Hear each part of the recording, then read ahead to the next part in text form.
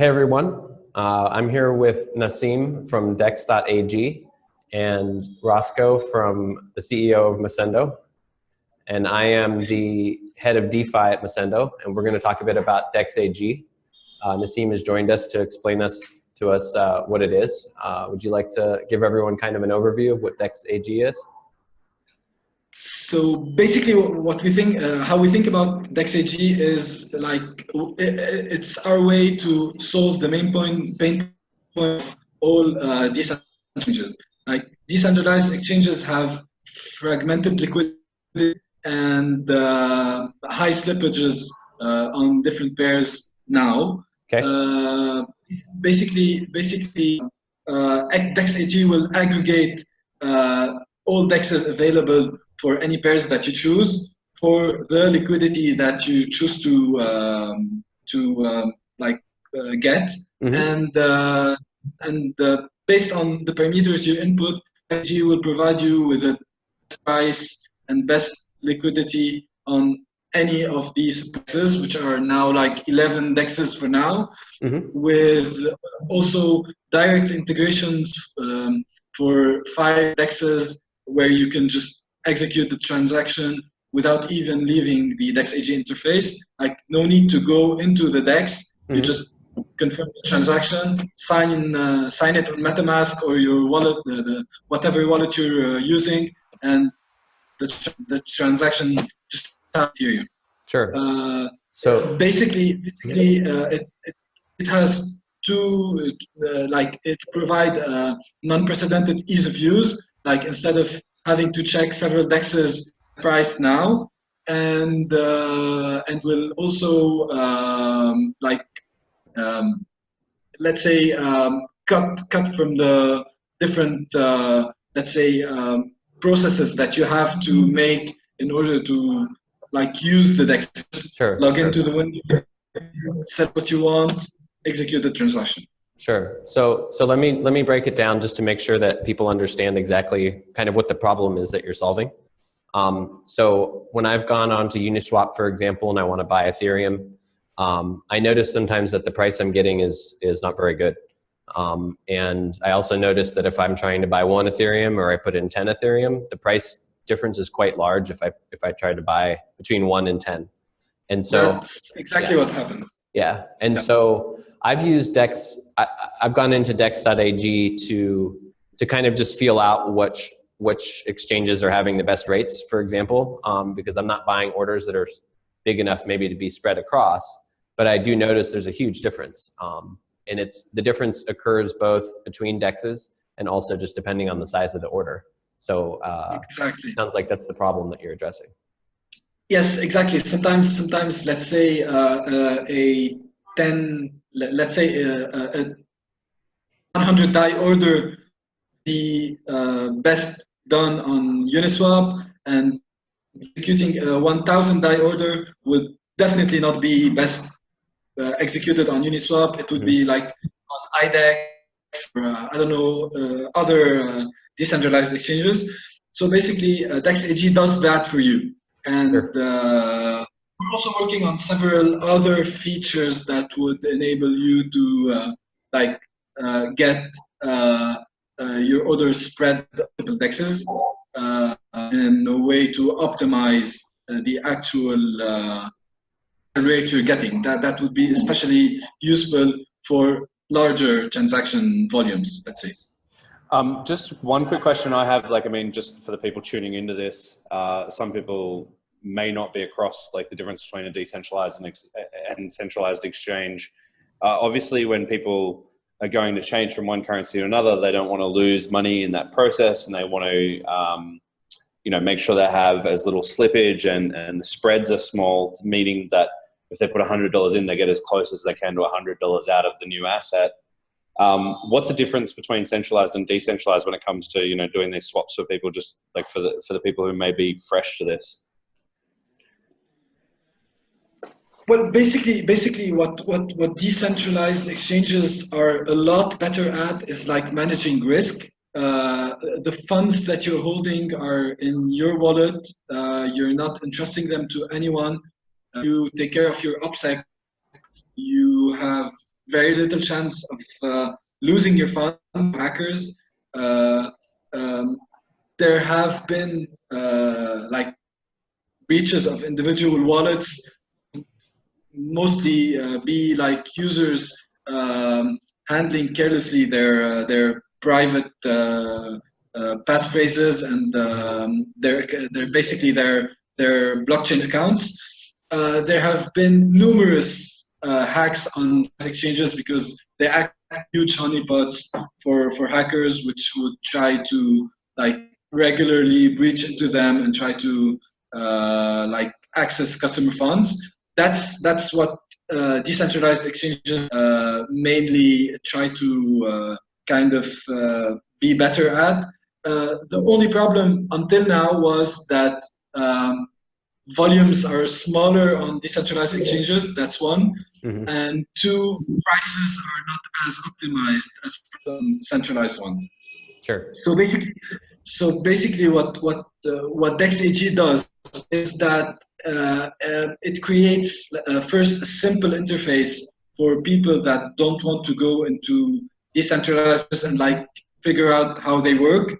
They would just like very easily put in the order they want to buy, the pair they're buying, the volume, and just let the magic happen in the back end. And two, once you have access to the best price on any DEX, you can sometimes as close as possible from the prices on centralized exchanges, and even sometimes you can get prices. Sure. That does happen a lot. So let's say that does happen frequently.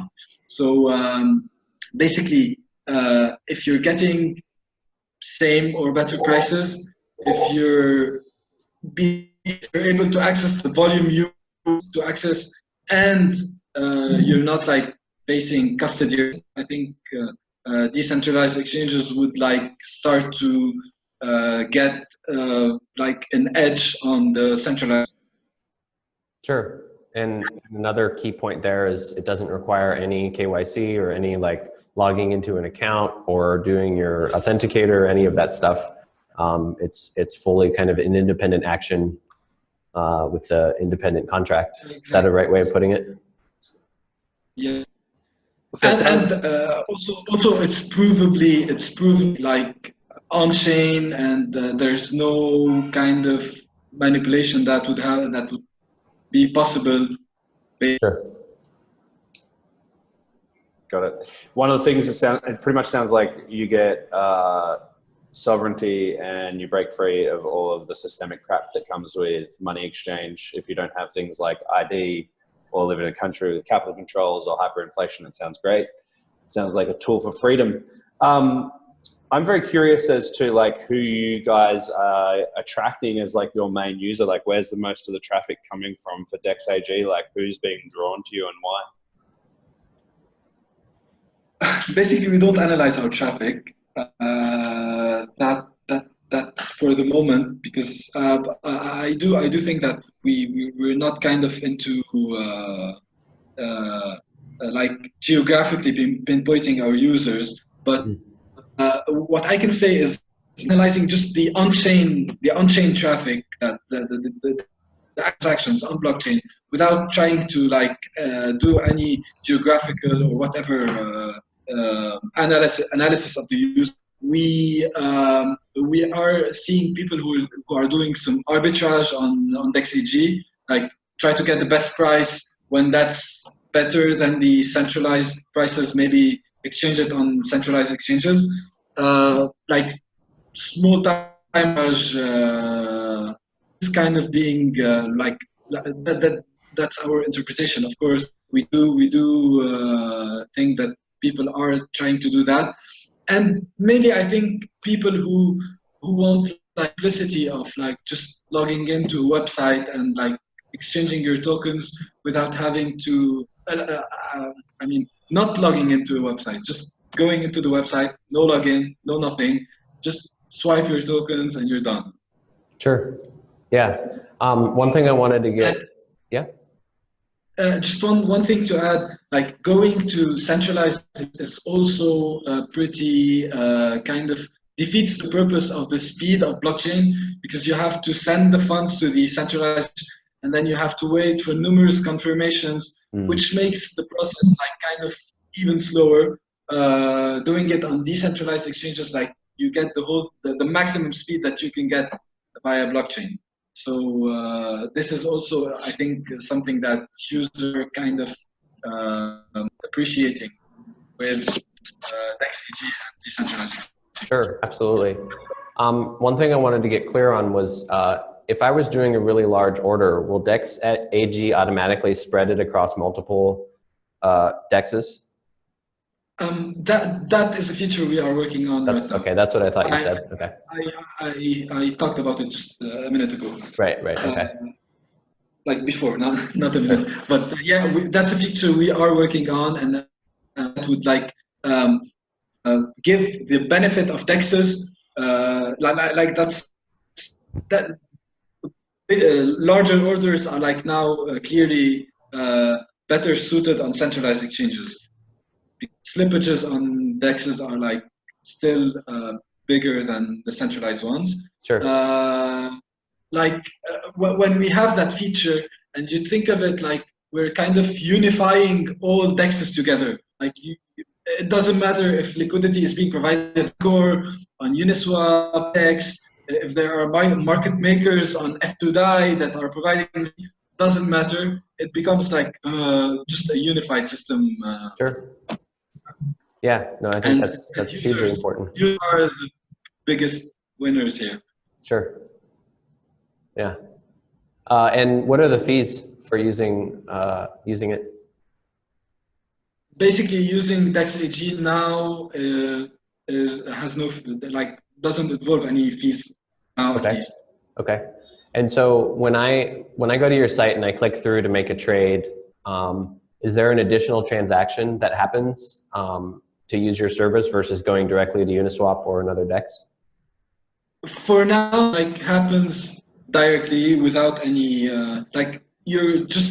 we are just like aggregating, like creating the transaction for you on the DEX directly. Okay. No.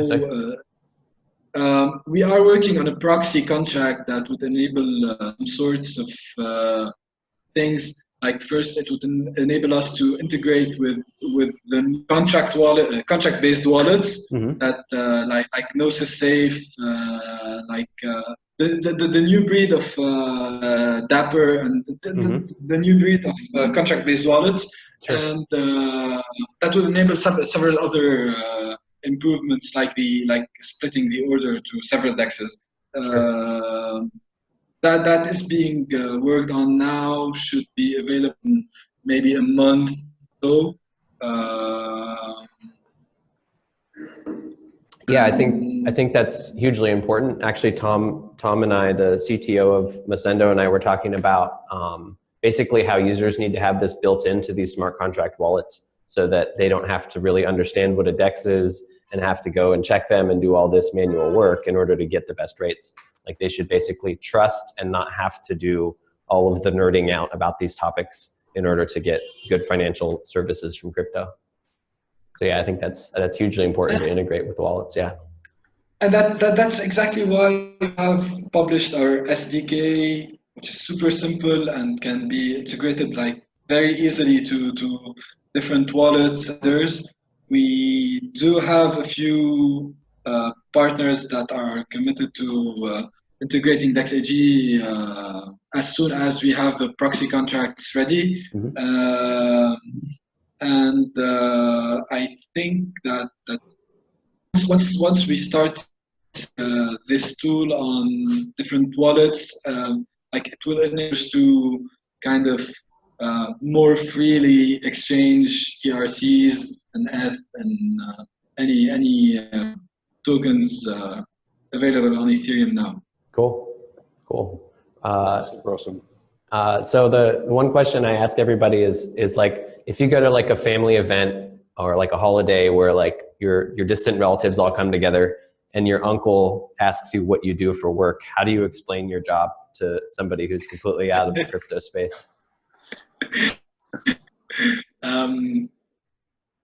I usually start with Bitcoin because sometimes most of the people have heard that. Right. So, and here I get the either depending on the market mood, I either get, oh, you work with Bitcoin when markets are down. So people trying to recomfort me, and no, what up? Oh, you're Bitcoin. Right. Okay. So. And then I try to kind of in that Bitcoin is super great, but there are this new thing called Ethereum that's not really new, that tested and has like a lot of let's say different features that can be implemented on top of it with programming languages and logic that can be embedded on publicly distributed ledger. Cool. And do people follow along, and does the conversation take up the rest of the evening, or does it? It usually does. Yeah, that's what I thought. It usually does. It usually does. That's what I thought. I think we've all been there. Yeah. Cool. 100%. Yep. Well, thanks for taking the time to chat with us. I look forward to it. I've been using Dex.ag for a while now when I use Dexes, so appreciate the service you're providing. It's definitely saved me money for sure. Yeah, so I appreciate it. Just before we wrap the recording side of things, I'm super curious to hear, Nassim, like, what's the vision for Dex.ag? Like, if we fast forward a few years into the future, what is it you guys are building? Like, what does this look like a few years into the future? Well, I think now we're focused on, like, first for the short term, we're kind of focused on integrating Dex.ag everywhere possible, like enable that what you called financial freedom, like getting it to everyone that's using an Ethereum wallet or like stuff, and then from there on. I do think that a tool like that would kind of make it easier for all DEXs to kind of prevail on centralized exchanges. We wouldn't mind seeing like hundreds of DEXs with different optimizations happening, like the ones that are like starting now. We know of a lot of new decentralized exchange are like trying to roll out in late 2019, early 2020 that will provide features that come very close to what centralized exchanges do. But we still believe that users want like the ease of use of tokens. Tokens are going to be like ubiquitous, we think, and being able to access them, transfer them, and even like doing the transfers in the back end without people knowing that they're like maybe we see a future where people are like paying with DAI, but actually in the back end something is converting that DAI to another token, and paying that service in, let's say, in Ethereum, but the user doesn't have to know about inside working. And to be able to provide those services, you would need to have like efficient track of tokens between tokens and Ethereum and different pairs. Yep. Nice. I like that vision. I think that's a really important service you're providing. Totally. Cool. Did you have anything else, Roscoe, that you wanted to ask? No, not really. Like, I mean, I just think it's a fantastic service. It's, necessary for people to understand the benefits of it. I don't think that people fully grasp, why people should be diehard decentralized versus centralized services. And there's so many benefits, including, I really like the way you put it, Nassim, being mostly about risk management and having the asset, for the most part, mostly in your control at almost every step of the way. So that to me is such a high benefit that people just don't understand until they have something catastrophic happen. Like if you were living in Italy several years ago or Greece, and there's a bail-in, you know, and suddenly your money's gone out of your own bank account. People don't understand the benefits of it until they get hurt by it. So, yeah, super cool. Appreciate you jumping on. Appreciate it. Yeah, thanks a lot. Thank you, Roscoe. Thank you, Clayton. It was nice chatting.